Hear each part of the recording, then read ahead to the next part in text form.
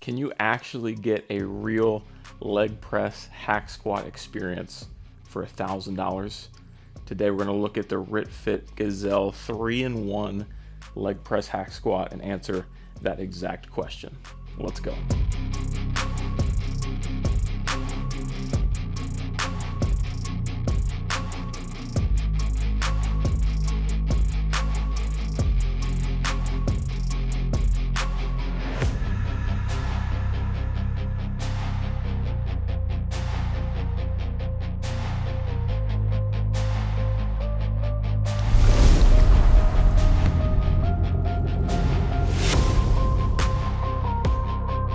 What's up guys, Kyle with HypertroFit.com, the best place to design your home gym and develop your training program. Today I'm going to walk you through my review of the RitFit 3-in-1 Gazelle Pro leg press hack squat machine. RitFit sent this to me free of charge for review. I've had this in for the last 2 months and I've developed a pretty solid opinion on what I think of this machine. The first thing that I want to call out is the price. This thing can be had brand new for right around $1,000, which is honestly crazy for a full-size leg press hack squat machine. $1,000 is not cheap by any means, but for this piece of equipment category, it's about as cheap as you can get. There are more compact leg sled, leg press kind of hybrid variants that are a bit cheaper, but for the full-size variant, I don't know if there is one that's cheaper than this. So that right away had me interested in seeing just how good something in this category price-wise could be. And I've used it a number of times now, and there are definitely some highlights, definitely some drawbacks, and the question is whether or not the price warrants those drawbacks. So the first thing that I want to discuss is the build process. I was incredibly impressed with how this came about. So this box, or this piece of equipment, shipped in 3 boxes. It did not come freight, it actually just came regular FedEx. And what was really nice is that all of the hardware was labeled for every step. So that probably sped up the build time by half as much as it would have normally taken me. So overall, I spent about 3 hours building this by myself. They also had a walkthrough video, which made it that much easier. And it's honestly pretty maneuverable for this kind of machine. It actually comes with wheels on the back, believe it or not. So fully unloaded, you can actually pick up the front end of this and wheel this around. Not something I ever even knew was a possibility with this kind of machine, but a very nice bonus indeed.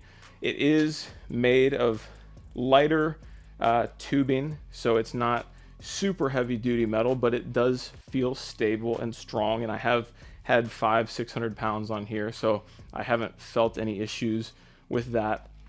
Overall footprint, we're looking at close to 90 inches in length, and then I believe around 48 inches at the base. It does get a little bit wider with these weight horns on the side here, but I will get to those in a second. We have some band pegs throughout. There's also weight horns below that you can load plates on. And you'll see a few things strapped on here, which I'm gonna get to as to my fixes to really make this machine shine. So the first exercise we'll talk about is hack squat, since that's what we've got set up here right now. Overall impressions of the hack squat are really good. So I think that there are a few shortcomings. The first of which is the depth. So it's not terrible. And actually on camera, this might look pretty impressive. So I'm going to get into position here, squat as low as I can, and then this is where I bottom out. So overall depth looks really good, but this is where I would like the bottom of my range of motion to be without actually hitting depth, which is kind of the problem here. So because I am running into that issue, and I am 6'1", so if you are shorter than me, that is going to be even more problematic. But there is a way that you can fix this, and I have some blood restriction cuffs already hooked on here and some extra pads from an old machine that I no longer use. And I wedge these in on each shoulder pad so that I can create more depth on this machine. You could do something very similar to this with yoga blocks or another firm piece of just about anything that supports itself. I mean, you could try it with a block of wood, but it probably wouldn't be very comfortable. But now that I have these in place, when I get to the bottom of the squat, I have clearance and I'm not actually hitting the bottom. I can still bottom it out if I want to, but I'm actually rounding my back to do this. So to get into strong position for me, fully stretched at the bottom, I now have that full clearance. And now that I'm able to do that, this exercise feels really good. This is a 45-degree angle, which is a little bit harder than some versions of this machine. Some machines do it closer to like a 30-degree angle. And so one of the additions that I like to make for just about any hack squat, but especially for 45-degree, is doing a reverse band. And so that's what you see with this up here. So reverse banding an exercise like a hack squat is going to make it easier at the bottom, harder at the top. And that lines up perfectly with the strength curve of this exercise because you are weakest at the bottom and strongest at the top. So what that allows for is loading up the machine more so that your joints are less impacted at the bottom, and then when you're strongest, as you get closer to the top, the band is doing less work for you and you're getting more out of it. So that is how I have the hack squat rigged up. Something that I'll touch on since I'm holding it right here is that, and you'll notice I actually do have the weight evenly distributed because I have a plate loaded up down here and a plate on that side. These weight horns can actually come off. So if you're trying to save some extra space over here, you can take those off, and you can take these weight horns off over here as well, which really, I mean, that cuts off. You've still got the plate at the very back that takes up some space, but in terms of the overall horizontal footprint, that does make a pretty big difference. These weight plate horns are plastic, which kind of sucks. It's a plastic cover because you can take them off for standard plates, leave them on for Olympic style plates. So that is one of the kind of cheap drawbacks of this variant of a machine. But just know that these weight horns do come on and off, which is pretty cool. The overall feel of the machine is pretty smooth, honestly. And what's nice is that you can actually perform exercises with it loaded unevenly. So if I was to just have one plate on that side and nothing over here, this is still going to move nice and smoothly. So as you're building up in weight, you don't have to have exactly even amounts on either side, which is an indication of a well-built machine. And this is something that I would expect a good quality leg press hack squat to be able to handle. And this one does just that. So those are my fixes for the hack squat. Adding a little bit more depth up here, adding the reverse band, and that's going to honestly make this feel really good. The last issue that I have with the hack squat is not a huge one, but the foot plate. I wish it was bigger. There's a lot of times I'll find myself with my toes coming off the edge to get into the perfect spot. It's not a deal breaker. Again, I think that you can get a really good workout out of this movement, but if there was more space on the foot plate, then that would only make it better. I will say too that there are multiple angles that you can set this foot plate at. When I'm hack squatting, I actually prefer to have this more vertical. I've found that if it is too low when I'm hack squatting, I'll start to feel more pressure in my knees. So I'll actually bring this more vertical, and that gets rid of any sort of knee pressure there. I do prefer to lay this lower when I'm doing the leg press, and that's what we'll go to now, and I'll show you just how easy it is to transition out of here. So there's just a pin that you pull out of the back, and then the seat simply comes directly off, and we bring it over to the foot plate and we pop in the pin.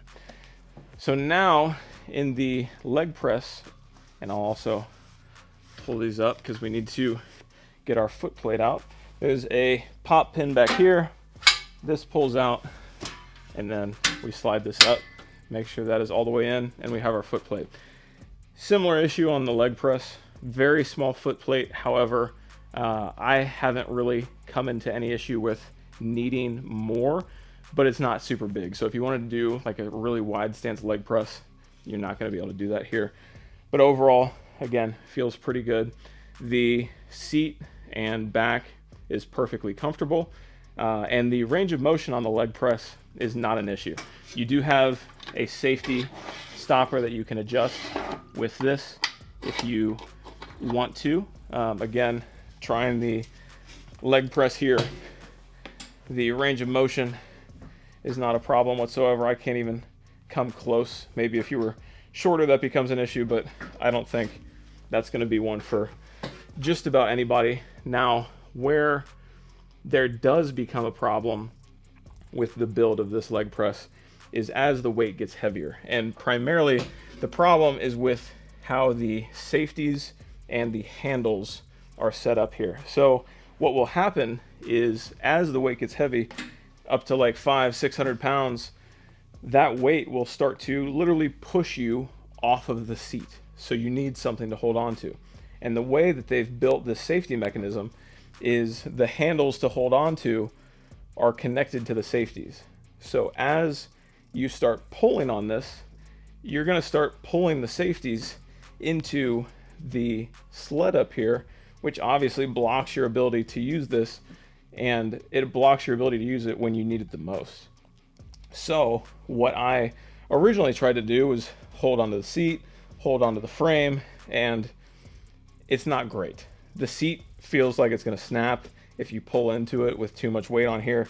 The frame is a little bit too far away for me to reach, and so what I did is I connected some extra D handles to the bottom here with a carabiner on each side right below on the base of the frame, so that I actually have something to hold on to. And so now when I do the leg press, I can get in position, unlatch the safeties, find my handles, and I actually have something to pull to stay in place here. And that is really the only issue that I've had with the leg press, but it is a big one because as you start to put more weight on here, you need something to grip onto. So that one just feels like a little bit of an oversight to me, but fairly easy to remedy, again, especially in this price point. Now, I will say that I don't typically reverse band my leg presses, primarily because of that depth. So like with the hack squat, I'm able to get far deeper into this machine, so I'm able to leverage the reverse band a little bit more. With the leg press, because I can't get too much deeper, I'm nowhere near the full depth of this, the reverse band doesn't do as much, so I tend not to use it. But those are the two primary movements on this machine. Now there is a third, and that is why this is called the 3-in-1. So we'll go back into that hack squat position so that I can show you what this is meant to be. And again, this is how easily you move from leg press to hack squat, just like that. Now, the third exercise, we'll get these extra pads out of the way, is the reverse hack squat. So now I'm facing into the machine as I'm doing this. And I will say right away that if you have issues with the depth with your shoulders on this, it's only going to get worse with your shoulders on this. So we'll unrack this here, get into position, squat all the way down, and the depth isn't terrible. Again, I can get to 90, slightly below 90, but I hit that bottom out point way sooner than I would like to. If you're willing to stay in the top half range of motion, you can make this exercise work, but I just don't see that much value out of it because it's not as deep as I want it to be. It's not as much of a stretch as I'd like it to be. You could do something a bit more like a machine-based good morning, but again, I mean, you'd really have to load this up. It's possible you could get something out of it, but I think that you'd honestly be better off just doing like a barbell good morning if that's really what you're wanting out of it. So 3-in-1, I guess technically, but I I haven't found myself using the reverse version.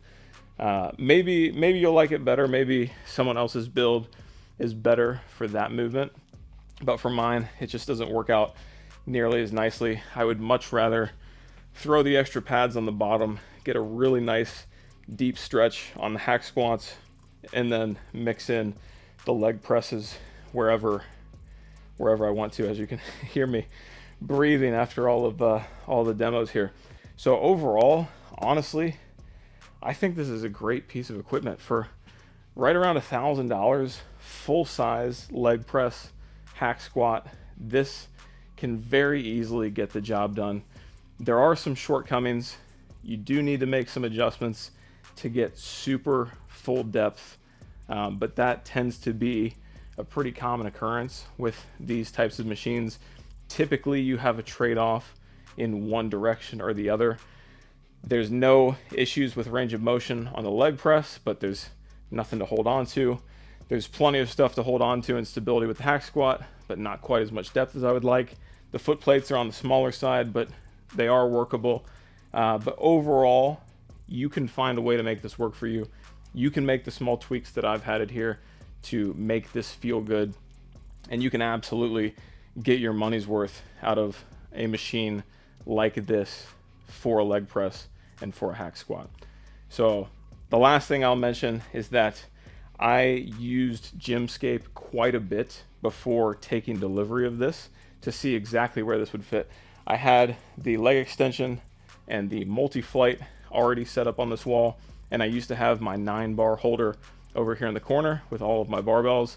I've since put those on the wall, but having that to be able to know before the delivery got here that I do in fact have the space to make this work. I have the space to get in here to load the plates, and then if I even really needed to tighten things up even more, I could take those weight horns off and I can play with that in the app as well. Was really awesome tool. So if you haven't checked out GymScape, be sure to do that. I will link that in the description below. But I would love to know your guys' thoughts. If you've used this machine, what you've thought of it, if there's different hacks that you've come up with to make it better, or if there's other competitors in the space that you think stack up well in this price range, then let me know, and I'd love to take a look at all of those comments. But yeah, let me know what you guys think. I will catch up with you in the next video. Until then, have a good one.